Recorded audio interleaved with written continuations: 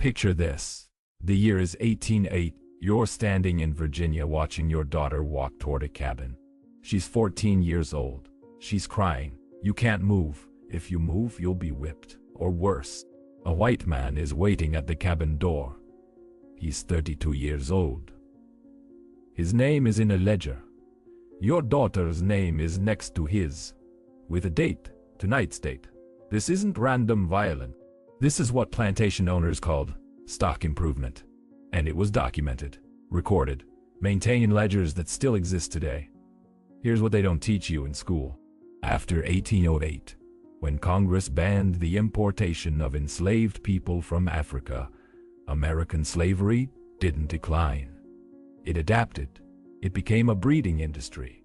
And the enslaved women and girls, they became what plantation owners literally called breeding stock. The records still exist. The ledgers, the letters, the breeding logs with names, ages, and outcomes, documented like livestock registries. This is the systematic horror that America tried to bury. Before we go deeper, I need you to understand something. This isn't speculation. Every fact I'm about to share comes from primary sources: plantation records, slave owner letters, account books, slave owner letters, legal documents. If you believe that documented American history, no matter how uncomfortable, must be remembered and taught, consider liking this video and subscribing. Your support helps uncover the records that textbooks deliberately omit. Let me show you what happened. Act 1. The law that changed everything. January 1, 1808. The act prohibiting importation of slaves takes effect. From that day forward, no enslaved people could legally be brought into the United States from Africa or the Caribbean. Slave owners faced a problem. Slavery was the foundation of the Southern economy. Cotton production was exploding. Demand for enslaved labor was increasing, but the supply was now cut off. Here's what most people don't know. Slave owners had been preparing for this for years. They knew the ban was coming. It was written into the Constitution in 1787 with a 20-year delay. So they had 2 decades to plan. And what they planned was systematic domestic breeding. The historian Edward Baptist, in his book The Half Has Never Been Told, documents how slave owners explicitly discussed breeding programs starting in the 1790s. Thomas Jefferson wrote about it. In a letter from 1819, discovered in the Library of Congress, Jefferson calculated that a woman who brings a child every 2 years was more profitable than purchasing new enslaved people. He described enslaved women's reproductive capacity as capital increase, like interest on an investment. Think about what that means. The 3rd president of the United States was calculating the financial value of forced pregnancy, and he wasn't alone. Plantation records from Virginia, Maryland, Kentucky, Tennessee, and North Carolina show that slave owners across the Upper South were having the same realization. They called these states the breeding states. It wasn't a secret. It wasn't hidden. It was openly discussed in plantation ledgers and correspondence. Act 2. The system. Here's how it worked in practice. Plantation owners kept detailed breeding records. Names of women of reproductive age. Names of men selected for breeding. Dates of forced pairings, birth outcomes. The historian Ned and Constance Sublette analyzed hundreds of these documents for their book, The American Slave Coast. They found a consistent pattern across the Upper South. Girls were evaluated for breeding potential starting around age 12 or 13. Plantation owners recorded physical development, health, strength. They were literally assessing children for future reproductive capacity. By age 14 or 15, girls would be assigned to cabins with adult men. These weren't marriages in any meaningful sense. These were forced pairings documented in plantation records as breeding assignments. A specific example: the Gideon Linscomb plantation in Mississippi kept detailed breeding ledgers from 1831 to 1863. These documents survived the Civil War and are now archived at the University of Mississippi. One entry from 1834 reads, Rose, age 14, placed with Big John, age 28 for increase. Expected outcome, spring, 1835. Rose was a child. This was documented rape, and the plantation owner recorded it in his business ledger, like breeding horses. The expected outcome? A baby that would be enslaved from birth and eventually sold for profit. You're Rose's mother. You're watching your 14-year-old daughter being forced into a cabin with a grown man. The plantation owner is standing there with a ledger making notes. You can't stop it. If you try, you'll be beaten or sold away from your other children. That's not random cruelty. That's systematic sexual violence as economic policy. Act 3. The scale. Here's what should terrify you. This wasn't a few plantations. This was region-wide systematic breeding. Historian Dana Rami Berry analyzed census data and plantation records across the Upper South. Her research shows that between 1808 and 1865, approximately 1 million enslaved people were sold from the breeding states to the Deep South. 1 million people, born into slavery in Virginia, Maryland, Kentucky, sold south to cotton plantations in Mississippi, Alabama, Louisiana. The domestic slave trade became the largest forced migration in American history after 1808, larger than the transatlantic slave trade to North America had been. And the majority of those 1 million people were the children and grandchildren of forced breeding programs. The Upper South became breeding grounds. The Deep South became the market, and enslaved women's bodies became the production mechanism. Plantation owners documented the profitability explicitly. A letter from a Virginia plantation owner named Robert Carter to his son, dated 1829, calculates that 12 breeding-age women could produce 60 to 80 children over a 20-year period. He estimates the sale value of those children at roughly $30,000, equivalent to almost $900,000 today. He's calculating the financial value of forcing women to bear children who will be sold and who will be sold. And he's writing about it in a casual business letter like he's discussing crop yields. Think about the psychological horror of that. You're an enslaved woman. You bear a child. You raise that child for 10, 12, 15 years. And then one day, a slave trader arrives and takes your child away. You'll never see them again. Your child will be sold to a plantation 500 miles south. And this happens again and again. Every child you bear will eventually be taken from you and sold. That's not slavery as portrayed in sanitized textbooks. That's systematic destruction of families for profit over generations. Act 4. The resistance here is what plantation records don't tell you. How the women resisted. But if you read between the lines, evidence emerges. Medical records from plantations show unusually high rates of miscarriage among enslaved women. Higher than what would be expected naturally. Some historians believe this wasn't accidental. Women were finding ways to terminate pregnancies, using herbs, using physical methods, taking desperate measures to avoid bringing children into slavery. The historian Marie Jenkins Schwartz documented this resistance in her book, Birthing a Slave. She found evidence that enslaved women shared knowledge about abortifacient herbs, plants that could induce miscarriage. Plantation owners knew this was happening. Their letters complain about it. They describe enslaved women as unproductive or rebellious breeders. One particularly horrifying letter from a Kentucky plantation owner in 1842 describes punishing a woman named Sarah for repeated failure to carry to term. Think about what that means. She's being punished for miscarrying because her body is not considered hers. It's considered plantation property that's failing to produce the expected increase. Sarah's act of resistance preventing her children from being born into slavery was treated as a crime against property. Other women resisted differently. Plantation records occasionally note that women refused breeding assignments and accepted brutal punishment rather than comply.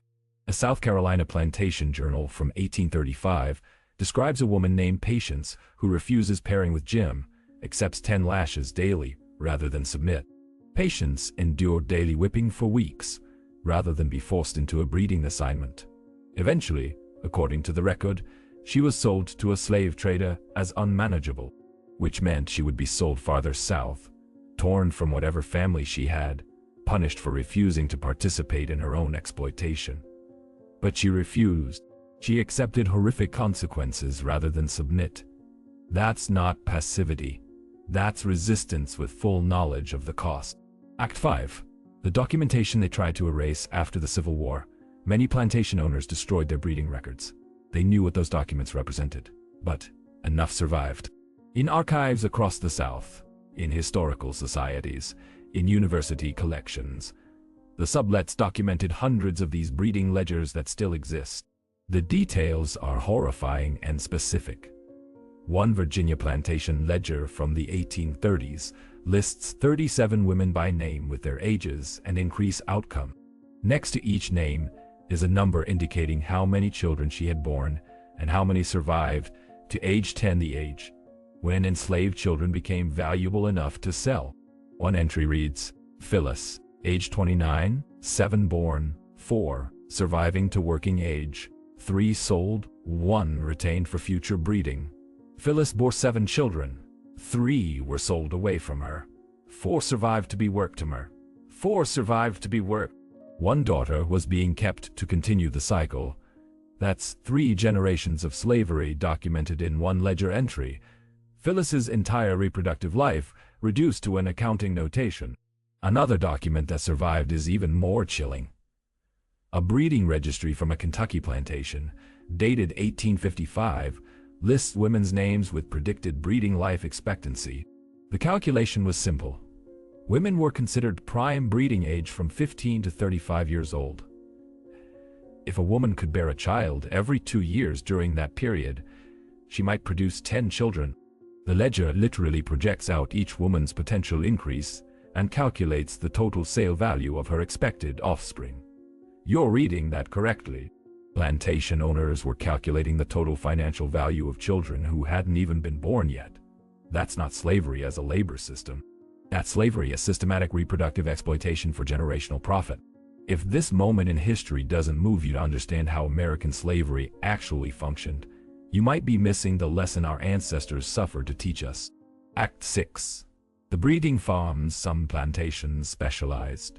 They focused primarily on breeding rather than agriculture. These were known in the domestic slave trade as breeding farms or Negro raising estates. The historian Frederick Bancroft documented dozens of these specialized operations in his 1931 book Slave Trading in the Old South. One example he investigated extensively was the Zephaniah Kingsley plantation in Florida. Kingsley owned multiple plantations that focused on breeding enslaved people for sale to other territories. His business model was explicit. He wrote about it in published pamphlets. He argued that proper breeding management was more profitable than cotton or tobacco cultivation. His plantations maintained detailed records of breeding assignments, pregnancy outcomes, child development, and eventual sales. Between 1803 and 1839, Kingsley's operations produced and sold roughly 300 enslaved people, almost all of them born on his plantations through systematic breeding programs. That's not a cotton plantation that happened to have enslaved people. That's a human breeding operation disguised as an agricultural estate. And it was legal. It was celebrated by other slave owners as efficient management. The records show that Kingsley paid particular attention to girls between 13 and 16 years old. He described this age range as prime breeding initiation years. He's talking about children, and he's documenting their systematic sexual exploitation in business records presented as agricultural management. Act 7. The children. Here's what happened to the children born through these breeding programs. For the first few years, they stayed with their mothers. Plantation owners understood that infant survival rates were higher when children remained with their mothers.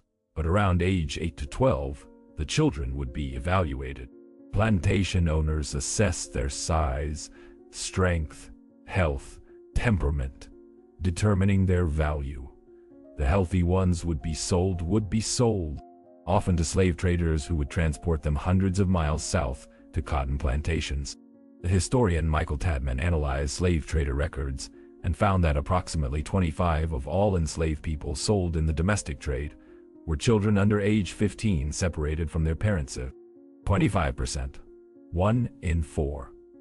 That's roughly 250,000 children torn from their families and sold between 1808 and 1865. Plantation records occasionally document the moment of separation. Brief notes in ledgers. Rose's boy Jim sold to Trader Dawson 1838. Rose unmanageable 3 days. Required restraint. Rose's child was taken from her. She was unmanageable, meaning she fought. She screamed. She tried to stop it. For 3 days, she was restrained, meaning tied up, locked up, or physically controlled until she stopped fighting. And it's documented in one sentence in a business ledger. Like a minor production problem that was quickly resolved. You rose. You carried that child. You bore him in pain. You raised him for years. You loved him. And then one day, white men come and take him. You fight. They tie you up. Your child is loaded onto a wagon with dozens of other children. You never see him again. You don't know where he went. You don't know if he's alive or dead. And this happens to thousands of mothers, tens of thousands, over decades. That's systematic destruction of families as a business model. Act 8. The justifications. Here's what makes this even more disturbing. Slave owners justified it. They wrote about it. They defended it as natural and humane. Thomas Dew, a professor at the College of William and Mary, wrote a widely read treatise in 1832 defending slavery. He explicitly argued that breeding programs were merciful because they prevented enslaved people from being idle. He described forced breeding as providing enslaved women with purpose. Think about the depravity of that logic. Forcing 14-year-old girls to bear children who will be sold as providing purpose. Dew wasn't an outlier. His writings were taught at Southern universities. His ideas shaped legal defenses of slavery for decades. Another defender, George Fitzhugh, published a book in 1854 arguing that enslaved women were naturally suited to breeding and that systematic breeding programs were fulfilling their biological destiny.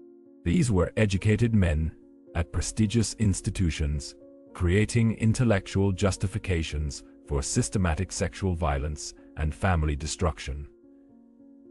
And their arguments were accepted, taught, defended in Southern legislatures and courts. The system wasn't just maintained by force. It was defended by ideology, by pseudo-scientific racism, by legal and academic institutions that provided moral cover for horror. Act 9. The evidence. You might be wondering. How do we know all this? How do historians piece together something that plantation owners tried to hide after the Civil War? The evidence comes from multiple sources. First, the plantation records that survive. Despite efforts to destroy them, hundreds of breeding ledgers, correspondence, and account books still exist in archives. Second, slave narratives. After emancipation, thousands of formerly enslaved people were interviewed. Their testimonies document the breeding system from the victim's perspective. One narrative collected by the Federal Writers Project in 1937 includes testimony from a woman named Rose Williams. She described being forced into a cabin with a man named Rufus when she was 16 years old. She said, "I thinks about my mama. I thinks about how she couldn't stop it. I thinks about the master standing there saying this is how it got to be. And the first thinks about how many times I wished I could die before morning." Rose's testimony was recorded 70 years after emancipation. The trauma was still vivid, still immediate. Third, economic records. Slave trader ledgers document the scale of the domestic trade. Sales records show children's ages and places of origin. When you analyze the patterns, the breeding system becomes undeniable.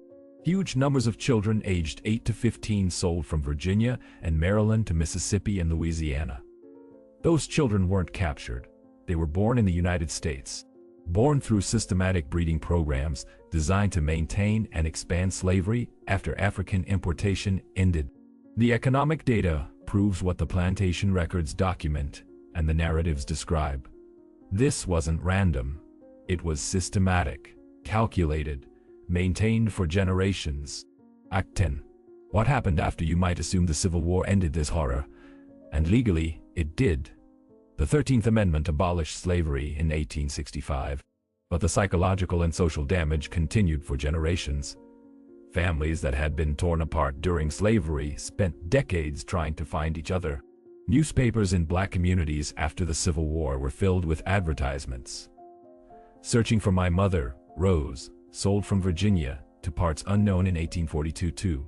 Looking for my children, Jim and Sarah, taken by slave trader in 1838. Most of these searches ended without reunion. The domestic slave trade had scattered families across thousands of miles. Record keeping was minimal or deliberately obscured. Mothers died without ever knowing what happened to their children. Children grew up not knowing their parents' names or where they came from. The breeding system didn't just destroy the people who lived through it. It destroyed generational connections and family histories.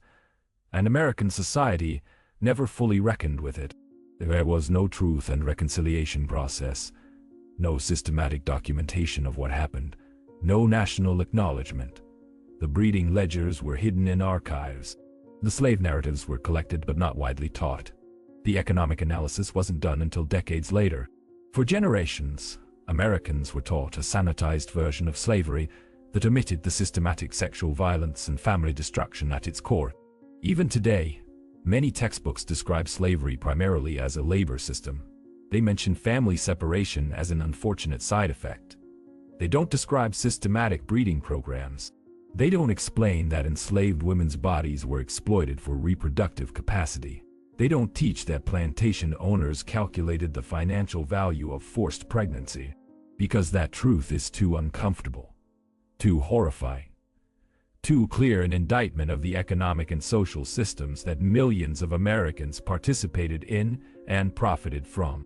The final truth, here's what you need to understand. This wasn't ancient history. This was America, the United States, the country that was founded on principles of liberty and freedom. At the exact same time the Declaration of Independence proclaimed that all men are created equal, American slavery was evolving into a systematic breeding industry. Thomas Jefferson wrote about inalienable rights. He also wrote about calculating the financial value of enslaved women's reproductive capacity. The Constitution was designed to protect individual liberty.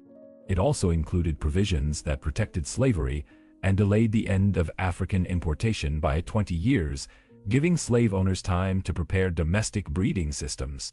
American prosperity in the 19th century was built substantially on cotton production. Cotton production depended on enslaved labor, and after 1808, maintaining enslaved labor depended on systematic breeding programs, which means American economic growth was built, in part, on the systematic sexual exploitation of enslaved women and the forced separation of their children. That's not a comfortable truth, but it's a documented truth, and the only way to reckon with it is to stop looking away, stop softening it, stop describing it in sanitized language that obscures the horror. Forced breeding, systematic rape, family destruction as economic policy. That's what American slavery was after 1808. That's what the ledgers document. That's what the survivors testified to. And that's what must be remembered, taught, and reckoned with if we're ever going to understand how the past shaped the present. The names we remember were Rose Williams, who testified about being forced into a cabin at age 16. Rose, whose boy Jim was taken from her and who was unmanageable for 3 days. Phyllis, who bore 7 children and watched 3 of them sold away. Sarah, who was punished for miscarrying because her body was considered property. Patience, who accepted daily whipping rather than submit to a breeding assignment. These are the names that survived in fragments of records and testimony. The women who resisted, who endured, who tried to protect their children in a system designed to exploit them. For every name we know, there are thousands we don't. Women whose suffering was recorded only as numbers in breeding ledgers. Children whose separation from their families was documented as single-line business transactions. But knowing even these few names means the system didn't completely erase them. Their resistance mattered.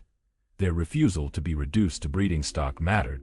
Their love for their children, love so fierce that they would endure anything to protect them, mattered. And remembering them means acknowledging the truth about American slavery that textbooks still struggle to teach. If this exposed history you were never taught in school, hit that subscribe button and turn on notifications, because we're going to keep uncovering the documented American history that curriculums bury. Drop a comment with your thoughts, and I'll see you in the next investigation. This history matters. These lives mattered. And the truth cannot stay buried.